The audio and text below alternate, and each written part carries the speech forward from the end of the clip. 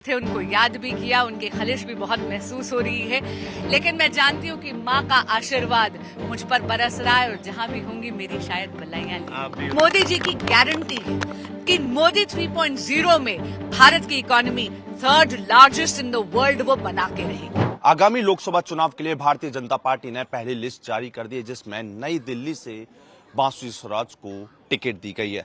हमारे साथ बात करने के लिए बांसुरी स्वराज है। भारतीय जनता पार्टी ने आपको इस बार भरोसा जताया है, आप क्या कहेंगे, प्राथमिकता क्या है? पहले आप सबसे पहले तो कृतज्ञता ज्ञापित करूंगी हमारे यशस्वी प्रधानमंत्री श्री नरेंद्र मोदी जी के प्रति, आदरणीय गृह मंत्री श्री अमित शाह जी के प्रति, हमारे राष्ट्रीय अध्यक्ष माननीय जेपी नड्डा जी के प्रति, हमारे राष्ट्रीय संगठन महामंत्री बीएल संतोष जी के प्रति, वीरेंद्र सचदेवा जी जो हमारे प्रदेश के अध्यक्ष है, पवन राणा जी, अलका गुर्जर जी, जय पांडा जी और प्रत्येक भारतीय जनता पार्टी के कार्यकर्ता के प्रति।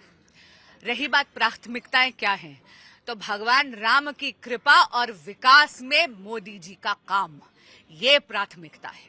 आप ये देखिए, मोदी जी की गारंटी पूरी होने की गारंटी है और मैं जानती हूँ कि प्रत्येक भारतीय का एक अटूट विश्वास मोदी जी पर और उनके वचनों पर है। आप पिछले 10 साल का मोदी गवर्नमेंट का एक रिपोर्ट कार्ड उठाकर देख लीजिए, आपको दिखेगा कि 2014 में एक बहुत ही चरमराती हुई अर्थव्यवस्था, जहां पर भारत की इकोनॉमी 11वें नंबर पे थी, ऐसी चरमराती हुई एक अर्थव्यवस्था भारतीय जनता पार्टी को कांग्रेस राज ने 2014 में सौंपी थी। 11वें नंबर से 5वें नंबर तक लेके गए हमारे यशस्वी प्रधानमंत्री और मोदी जी की गारंटी है कि मोदी 3.0 में भारत की economy third largest in the world वो बना के रहेंगे। तो ये जितना भी विकास का कार्य हुआ है, इस पर इसको लेके जाएंगे, इस रिपोर्ट कार्ड को लेके जाएंगे और विकास पर वोट पड़ेगा। बांसुरी जी, आप नई दिल्ली में ही रहती हैं, चीजें आपने देखी होंगी, कई सारी ऐसी चीजें होंगी कम, आपको क्या लगता है कि कुछ ऐसी हैं जो और ज्यादा डेवलप करनी चाहिए नई दिल्ली के अंदर, या कुछ ऐसी कमी जिसको बेहतर आप कर सकती हैं? जी, मैं केवल नई दिल्ली में ही नहीं रहती, मेरे तो जीते हुए एमएलए भी अरविंद केजरीवाल जी है जो माननीय मुख्यमंत्री हैं। और मैं आपको सच बता दूं, एक खुद उन्हीं की कॉन्स्टिट्यूएंसी की नागरिक होने के कारण भी मैं ये कह सकती हूँ कि मुझे तो हमारे जीते हुए विधायक यहाँ दिखते ही नहीं है। देखिए, आम आदमी पार्टी एक ऐसी पार्टी है जो एंटी करप्शन प्लैंक पर आई थी, लेकिन आज सर से लेके पांव तक भ्रष्टाचार में लिप्त है। एक लंबी श्रृंखला घोटालों की है, वो चाहे क्लासरूम घोटाला हो, चाहे नकली दवाइयों का घोटाला हो, चाहे फर्जी टेस्टों का घोटाला हो, चाहे शीश महल का घोटाला हो, चाहे शराब का घोटाला हो।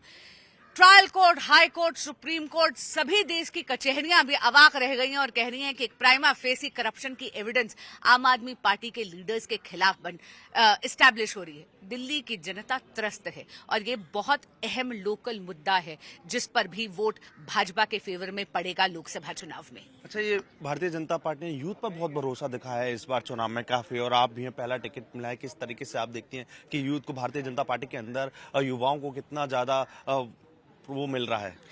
आप ये देखिए, ये है मोदी की गारंटी। इसमें मैं दो पहलू आपके समक्ष लाना चाहूंगी, यूथ भी और महिला सशक्तिकरण की भी। अगर आप कल 195 सीट्स पे टिकट्स अनाउंस हुए, जिसमें से 47 सीट्स जो हैं वो युवाओं को दी गई हैं, क्योंकि हमारे आदरणीय प्रधानमंत्री कहते हैं कि विकसित भारत का जो एक सपना है, जो उन्होंने स्वप्न देखा है विकसित भारत का 2047 तक, वो दो लोगों के बिना अधूरा है। पहला है यूथ और दूसरा है मातृशक्ति। आप ये भी देखिए कि दूसरी तरफ मोदी जी केवल महिला सशक्तिकरण की बात नहीं करते, महिलाओं के नेतृत्व में सशक्तिकरण की बात करते हैं और इसीलिए नारी शक्ति वंदन अधिनियम उन्होंने पारित करा, जहां से 33% रिजर्वेशन पार्लियामेंट में महिलाओं के फेवर में आएगी। लेकिन वो अधिनियम लागू होने से पहले ही आप दिल्ली को ही देख लीजिए, 7 में से 2 सीटों पे उन्होंने फील्ड में मातृशक्तियों को उतार दिया है। तो ये है मोदी जी का कमिटमेंट, जो कहते हैं वो करते हैं।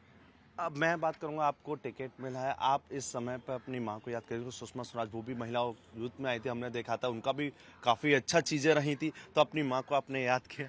जी बिल्कुल, स्वाभाविक सी बात है, उनको याद भी किया, उनकी खलिश भी बहुत महसूस हो रही है। लेकिन मैं जानती हूँ कि माँ का आशीर्वाद मुझ पर बरस रहा है और जहाँ भी होंगी मेरी शायद बल्लाइयाँ ली। आप भी उनके पद चिन्हों पर चलने का पूरा काम करेंगे? जी, पूरी कोशिश करूंगी कि अपनी संसदीय क्षेत्र के प्रत्येक कार्यकर्ता और प्रत्येक मतदाता को देवतुल्य मान के पूरी कर्तव्य निष्ठा से कार्य करूं।